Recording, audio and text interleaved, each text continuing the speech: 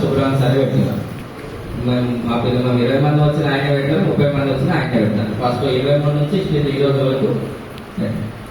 రెండోటి మనం 23 ఆగస్టులో annual membership తప్పనిసరి చేయమని అప్పుడున్న ప్రిన్సిపల్ గారిని అడిగాము. మన వరకు మన లాస్ట్ ఆగస్టు వరకు అంతకుముందు వరకు నచ్చింది. తర్వాత కొన్ని కారణాలు కావచ్చు, కొన్ని నిర్ణయాలు కావచ్చు. ఏమైందంటే మన కళా వైపు నుంచి, మన కళాశాల నుంచి అడిగింది ఏంటంటే బ్యాంక్ అడిగారు. కానీ బయట ఏ ప్రభుత్వ రంగ బ్యాంకులో ₹1,00,000 డిపాజిట్ లేదు, మనకు అకౌంట్ ఇవ్వడం. ఎందుకంటే అసోసియేషన్ కనుక అకౌంట్ ఇవ్వడం. దాని కొరకు అన్ని రకాల ప్రయత్నం చేస్తున్నాం అకౌంట్ కొరకు. ఎందుకంటే ఇప్పుడు ఒకవేళ రోజు ఒక ఈవెంట్ ఆర్గనైజేషన్కు మాట 10,000-20,000 అవుతాయి. దాన్ని ఎక్కడి నుంచి అయినా గ్యాదర్ చేయగలుగుతున్నాం.